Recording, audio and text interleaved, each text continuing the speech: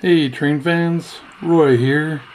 Just taking a quick look at the Coil cars that I showed in my previous New Arrivals video. It's the Union Pacific Heritage Coil car set, plus some additional Coil cars that were released at the same time or just after with BNSF logos on them. Anyway, let's run them by here real quick.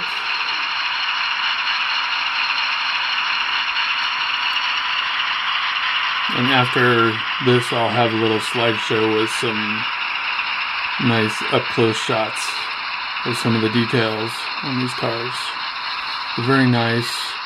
The covers do lift off.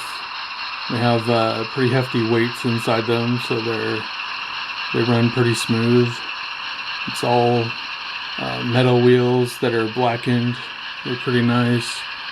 We got the Atlas version of the magnet couplers that look pretty nice and work reasonably well. And they run pretty smooth. And the paint jobs look fantastic up close and personal. Hopefully that comes across in the video and the images I show at the end of this video.